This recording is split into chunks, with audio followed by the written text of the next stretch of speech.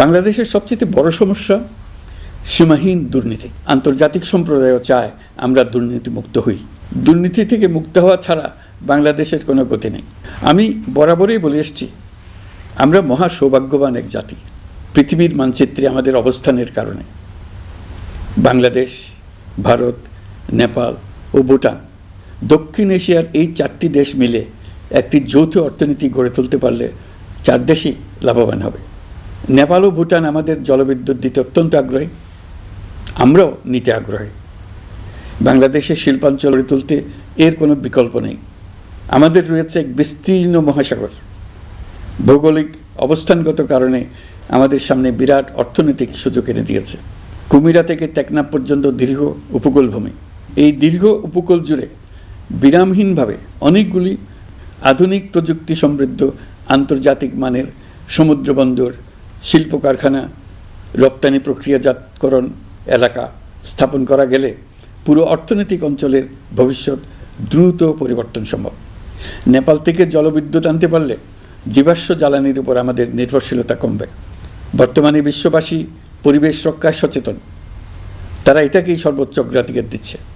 জীবাশ্ম জ্বালানির উপর নির্ভরশীলতা কমিয়ে পরিবেশ বান্ধব বিকল্প পাওয়া গেলে বিদেশি বিনিয়োগকারীদের আরও বেশি মনোযোগ আকর্ষণ করা যাবে। দেশের ক্রমবর্ধমান বিদ্যুৎ চাহিদার পরিপ্রেক্ষিতে রূপপুর পারমাণবিক বিদ্যুৎ কেন্দ্রের কাজ যথাসময়ে শেষ করার বেশি আমরা জোর দিয়েছি। রোসাটমের মহাপরিচালক আমাকে বলেছেন, শিগগিরই বিদ্যুৎ কেন্দ্রটি পরীক্ষামূলকভাবে চালু করা হবে। আমাদের পণ্য পৃথিবীর পণ্য। এই পণ্য নেপালে যাবে, ভুটানে যাবে, ভারতের সেভেন সিস্টার্সে যাবে। প্রতিবেশীদের পণ্য আমাদের এখানে আসবে, সারা পৃথিবীর কাছে পৌঁছে যাবে। এইভাবেই এটি একটি লাভজনক অর্থনৈতিক অঞ্চল হিসেবে দাঁড়িয়ে যাবে। আর এই অঞ্চলের গুরুত্বপূর্ণ ভূমিকায় থাকবে বাংলাদেশ।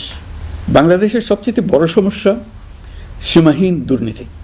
স্বৈরাচারী সরকার এই দুর্নীতিকে বিশ্বের শীর্ষস্থানে নিয়ে গেছে।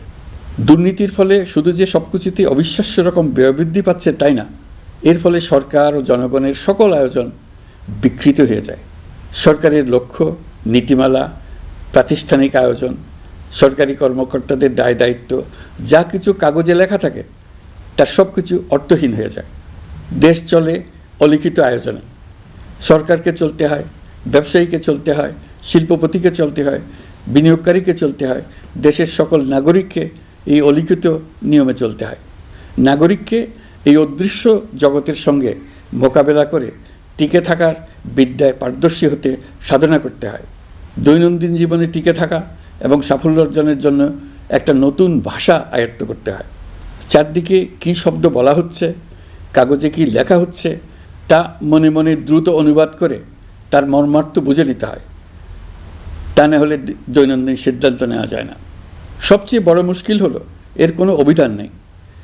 কারণ ব্যক্তিবিশেষে, স্থান বিশেষে, পরিস্থিতি বিশেষে এর অর্থ ক্রমাগতভাবে পাল্টে যায়।